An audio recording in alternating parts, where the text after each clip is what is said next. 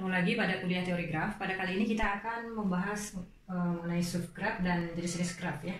Apa itu subgraf ya? Kalau saya punya graf G ya, maka kita bisa dapatkan graf baru ya, yang dimana vertex-nya itu diambil dari vertex-vertex G dan sisinya juga diambil dari sisi-sisi dari G ya.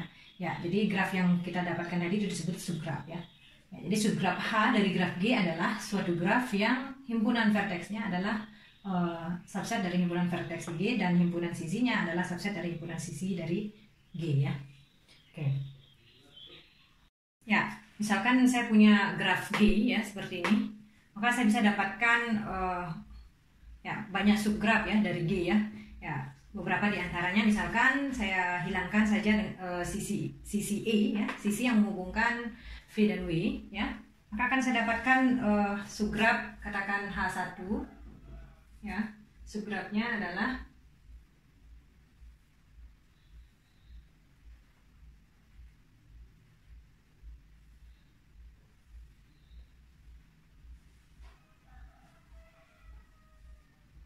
ya. Dengan menghilangkan satu sisi dari graf G, kita dapatkan graf H1 ya, seperti ini. Ya, ini biasa kita simpulkan dengan G min E ya. Jadi graf H1 ini adalah graf G setelah sisi E dihilangkan ya. Ya, kemudian kita bisa juga dengan menghilangkan suatu vertex-nya ya, kita bisa dapatkan graf. Ya, misalkan kita hilangkan vertex V. Dengan menghilangkan satu vertex, maka kita akan hilangkan juga semua sisi yang berinsiden dengan vertex yang kita hilangkan ya.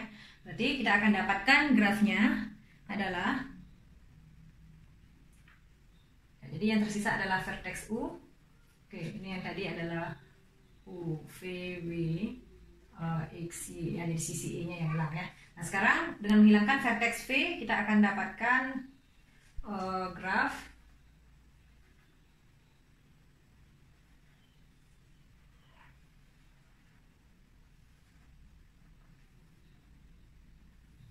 ya. Jadi ini kita simpulkan dengan G min V ya.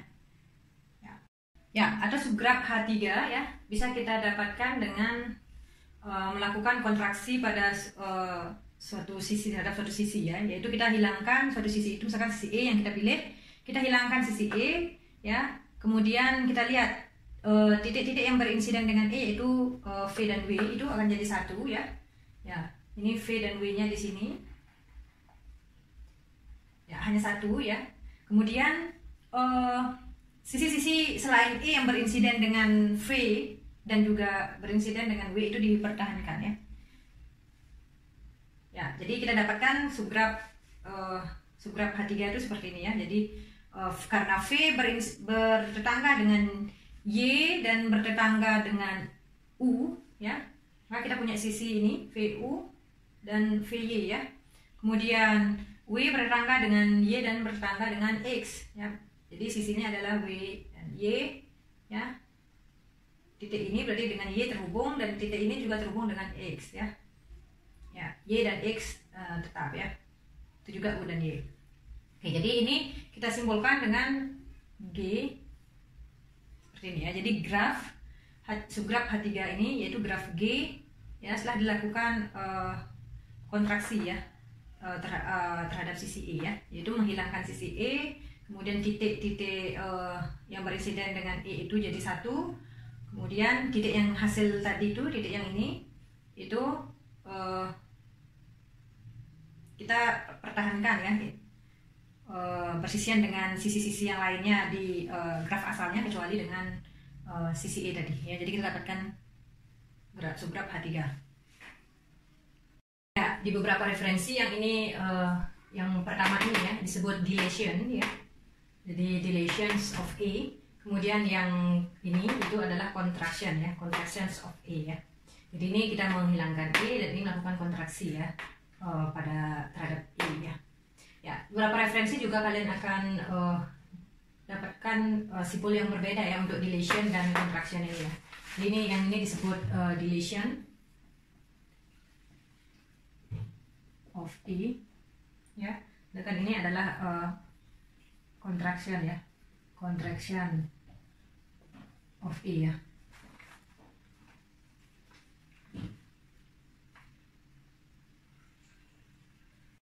berikutnya ada istilah graf komplement ya, atau komplement dari suatu graf ya, yaitu misalkan saya punya G graf sederhana ya, komplement dari G itu dinotasikan dengan G bar seperti ini adalah suatu graf sederhana juga yang vertexnya itu adalah vertex di G ya, semua vertex di G. Jadi VG bar itu adalah sama dengan VG ya, tetapi sisinya itu dua buah vertex bertetangga di G bar ya, itu jika dan hanya jika dia tidak bertetangga ya di graf G ya. Ya, jadi dua buah vertex bertetangga di graf G bar itu jika dan hanya jika dua buah vertex tersebut tidak bertetangga di graf G-nya ya. Oke, itu disebut komplement dari graf ya. Ya, jadi misalkan saya punya graf gamma ya seperti ini ya, maka kita bisa dapatkan komplement dari graf gamma itu dengan mengambil semua vertexnya sama dengan graf gamma. Tapi sekarang penentuan sisi itu ialah kita lihat dua buah sisi yang bertetangga di gamma itu tidak boleh bertetangga di graf gamma bar ya. Berarti yang hanya boleh bertetangga adalah 2 dan 4 ya, sehingga komplement dari graf gamma seperti ini ya. Oke. Ya, berikutnya kita bahas mengenai jenis-jenis graf ya, beberapa graf yang biasa yang biasa akan kita temui ya, yaitu yang pertama graf nul ya. Graf nul ini adalah ya graf yang himpunan sisinya berupa himpunan kosong ya, notasinya NN ya. N ini menunjukkan ya, indeks N ini menunjukkan banyak vertexnya ya. Ya, contohnya ini ya. Ini merupakan N4 ya. Ya, karena ada 4 vertex ya. Jadi dari definisi ini ya, suatu graf itu boleh tidak memiliki sisi ya, tapi harus memiliki vertex ya. Ya. Jadi ini disebut graf nul ya. Jadi ini graf N4 ya. Ya, kalau kita punya graf nul ya, maka setiap vertexnya itu merupakan isolated vertex ya. Jadi vertex yang terisolasi ya. Jadi dia tidak ada path yang menghubungkannya dengan setiap vertex lainnya ya. Kemudian graf lengkap ya. Graf lengkap adalah graf sederhana yang setiap dua vertex berbeda bertetangga ya. Ya, notasinya KN ya. Jadi ini contohnya, ini graf K4 ya. Ini graf K5 ya. Oke. Kemudian ada graf siklik ya. Graf siklik itu graf sederhana yang setiap vertexnya berderajat 2 ya, notasinya Cn ya. Jadi graf siklik dengan n vertex itu notasinya Cn. Kemudian graf lintasan, graf yang diperoleh dengan menghilangkan satu sisi ya dari Cn ya. Ya. Jadi notasinya adalah Pn ya. Ya, kemudian graf roda ya, graf yang diperoleh dengan menghubungkan graf siklik Cn-1 dengan satu vertex V katakan ya. Jadi notasinya Wn ya. Ya, contoh dari graf siklik, graf lintasan dan graf roda ya dengan 5 vertex itu seperti ini ya. Jadi yang ini adalah graf siklik dengan 5 vertex ya. Jadi C5. Kemudian kalau kita hilangkan satu sisi ya, maka kita akan dapatkan graf lintasan ya, yaitu P5 ya. Jadi seperti ini, di vertexnya tetap ada 5 ya. Ya, tapi sisinya berhilang satu ya. Jadi kita P5 ini kita dapatkan dengan melakukan deletion terhadap suatu sisi di C5 ya. Jadi kita dapatkan seperti ini P5. Kemudian W5 yaitu graf roda ya dengan 5 vertex, itu kita dapatkan dengan menggabungkan C4 dengan satu vertex ya. C4 dengan suatu vertex ya. Ya, jadi bentuknya seperti ini ya. Jadi C4, ini C4 ya. Kemudian kita gabungkan dengan satu vertex ya. Ya, ini W5. Jadi bentuknya seperti roda ya. Ya, berikutnya graf bipartit ya. Ya, yaitu graf sederhana G yang himpunan vertexnya itu dapat di-split menjadi dua himpunan yang saling disjoin ya, yaitu misalkan kita kasih nama himpunan A dan B ya. Ya, sehingga irisannya itu A dan B itu adalah himpunan kosong ya. Sehingga setiap sisi di G itu menghubungkan suatu vertex di A dengan suatu vertex di B ya. Ya, biasa kita notasikan graf bipartit dengan dua partisi himpunan vertexnya itu A dan B ya, seperti ini ya. Jadi G A B ya. kalau kalian perhatikan di graf bipartit ini ya, kita mendefinisikannya dari graf sederhana ya. Ya, jadi walaupun ada referensi mengatakan bahwa graf bipartit itu boleh graf yang tidak sederhana ya, tapi definisi yang kita pakai ini ya. Jadi graf sederhana yang dimana himpunan vertexnya itu dapat dipartisi ya menjadi dua buah himpunan ya. Ya, dimana sehingga setiap sisi di G itu menghubungkan suatu vertex dari himpunan vertex yang pertama dengan suatu vertex di himpunan vertex yang kedua ya. Oke ya. Ya, contoh graf bipartit ya, seperti ini ya. Misalkan himpunan A-nya adalah ini yang biru ini ya, yang warna biru. Kemudian yang warna merah ini himpunan B ya. Ya. Jadi sisi-sisi pada G ini yaitu menghubungkan vertex di himpunan yang biru ini dengan himpunan yang di titik-titik yang merah ini ya. Ya. Jadi kalau kalian perhatikan tidak ada sisi yang menghubungkan vertex pada himpunan yang sama ya, pada himpunan partisi yang sama. Ya, contohnya ini yang sama-sama biru, ini tidak ada sisi yang menghubungkan antara titik yang biru dengan yang biru yang lain ya. Itu juga antara yang merah, ya, tidak ada sisi yang menghubungkannya ya. Ya, jadi yang setiap sisi di G ini menghubungkan vertex di himpunan yang pertama ya, yang biru ini ke vertex yang di himpunan yang berwarna merah ini ya. Ya. Ya, berikutnya graf regular ya. Yaitu graf yang setiap vertexnya memiliki derajat yang sama ya. Ya, graf regular berderajat K kita sebut sebagai graf K regular ya. Contohnya apa? Contohnya ya, graf siklik ya, Cn itu adalah graf 2 regular ya. Kemudian graf lengkap Kn itu adalah graf N-1 regular ya. Oke. Untuk graf bipartit tadi ya, saya lebih suka menotasikannya dengan menentukan banyak titiknya ya. Jadi kalau di himpunan A di sini ada 2, himpunan B misalkan ini ada 3. Ya, kita notasikan saja sebagai G 2 3 ya. Jadi saya lebih suka menggunakan itu daripada menggunakan notasi seperti ini ya. Ya, jadi kalau seperti ini jelas ya. Jadi ada 2 buah himpunan vertex yang kardinalitas masing-masingnya adalah 2 dan 3 ya. Ya. Kalau kita punya setiap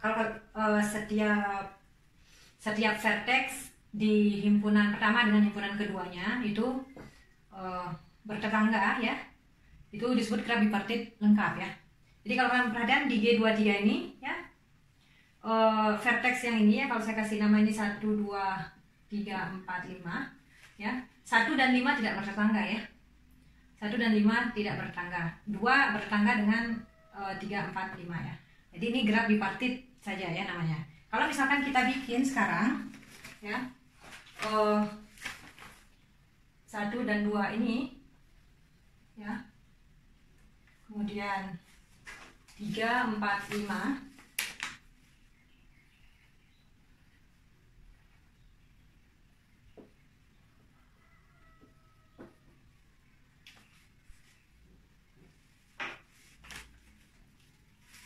ya, kita hubungkan setiap vertex di yang biru dengan semua vertex yang merah ya. Jadi 1 dengan 3, 4, 5 itu bertetangga. Begitu juga 2 dengan 3, 2 dengan 4 dan 2 dengan 5 juga bertetangga ya. Ini disebut graf bipartit lengkap ya.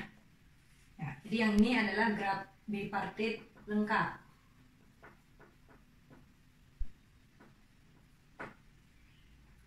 Oke. Kalau yang ini graf bipartit saja ya. Ini disebut graf bipartit lengkap ya, yang gambar kedua. Oke, kemudian ada kasus khusus ya. Kalau kita punya graf bipartit lengkap ya, graf bipartit lengkap yang salah satu himpunan partisinya hanya punya 1 vertex ya. Ya, itu disebut graf bintang ya.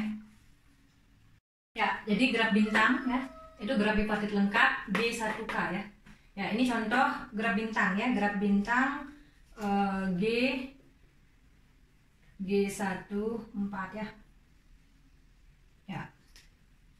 Jadi graf bipartit merupakan graf bipartit lengkap ya, yang salah satu himpunan partisi vertexnya itu hanya terdiri dari satu vertex ya, yang ini yang biru ini ya, ini kan dalam satu himpunan A katakan ya, jadi himpunan A-nya yang hanya terdiri dari satu vertex, dan himpunan B-nya ada 4 vertex ya yang berwarna merah ini ya. Ya ini contoh graf bintang G14 ya. Oke. Berikutnya ada lemma yang sangat terkenal ya, yang pertama kali diungkapkan oleh Leonhard Euler ya pada tahun 1975 ya, yang dikenal dengan handshaking lemma ya. Ya, jadi dia mengatakan bahwa ya untuk sembarang graf maka jumlah derajat ya dari semua vertexnya itu pasti bilangan genap ya. Ya. Ini dikenal dengan handshaking lemma ya oleh Euler pada tahun 1975 ya. Ya. Buktinya ya kita ilustrasikan ya. Jadi ilustrasi misalkan kita punya di sini VI ya, VJ ya, misalkan dia dihubungkan ke satu sisi ya. Ya, satu sisi ini ya menyumbang berkontribusi untuk pada derajat ya, itu 2 ya, yaitu 1 untuk derajat VI dan 1 untuk derajat VJ ya. Ya, jadi setiap sisi itu berkontribusi 2 pada derajat ya. Ya, termasuk juga loop ya. Misalkan ada loop itu dianggap berkontribusi 2 ya, tidak 1 ya. Di loop itu dianggap berkontribusi 2 terhadap derajat ya. Oke, jadi kalau kita punya sisi ya, jadi buktinya bisa kita ambil. Jadi setiap sisi E katakan berkontribusi 2 ya terhadap derajat ya, terhadap derajat, sehingga diperoleh jumlahan dari derajat VI ya, VI di VG ya, itu adalah karena setiap sisi berkontribusi 2 ya, maka jumlahannya ya, jumlahannya ada berapa banyak sisi ya. Ya, yaitu 2 dikali banyak sisi ya. 2 dikali banyak sisi ya. Banyak sisi di G ya. Ya, ini sudah menunjukkan bilangan genap ya. Oke, jadi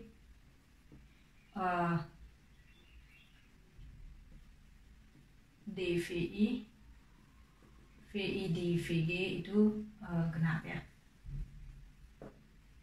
Oke. Ya, handshaking lemma ini juga tidak tertutup tidak menutup kemungkinan bahwa G-nya itu tak terhubung ya. Ya, kalau tak terhubung berarti kan kemungkinan ada isolated vertex ya. Ya, isolated vertex itu degree-nya ya kan 0 ya, jadi tetap genap ya. Oke. Ya. Ya, sebagai akibat ya dari handshaking lemma ini ya. Jadi kalau kita punya graf ya, banyaknya vertex yang berderajat ganjil ya. Jadi banyaknya vertex yang berderajat ganjil itu pasti genap ya. Ya, karena jumlahan dari semua derajat dari semua vertexnya itu harus genap ya. Sehingga kalau ada vertex yang berderajat ganjil ya, pasti banyaknya vertex tersebut itu pasti genap ya, agar jumlahan semuanya genap. Ya. Ya, sebagai akhir dari sesi ini ya, saya berikan latihan ya. Jadi misalkan saya punya graf G seperti ini ya, tentukan yang pertama itu komplement dari G ya, yang kedua graf yang diperoleh dengan menghilangkan vertex V1, kemudian yang C graf yang diperoleh dengan menghilangkan sisi E, dan yang terakhir adalah graf yang diperoleh dengan melakukan kontraksi pada sisi E ya. Kemudian yang kedua, simpulkan tentang komplement graf lengkap dan graf bipartit lengkap. Nomor 3 ya, ini karakterisasi graf bipartit ya. Jadi misalkan punya graf bipartit ya. Jadi G graf bipartit jika dan hanya jika setiap cycle pada G memiliki panjang genap ya. Ya, kalau kalian lupa apa itu cycle, kalian bisa tonton di video sebelumnya. Kemudian yang terakhir, yang keempat, diberikan graf seperti ini ya. Ini disebut graf Peterson. Ya, tentukan jenis dari graf ini ya. Tadi sudah saya jelaskan jenis-jenis graf ya. Oke, saya rasa hanya itu ya pada pertemuan kali ini ya. Kita ketemu di pertemuan berikutnya ya. Terima kasih.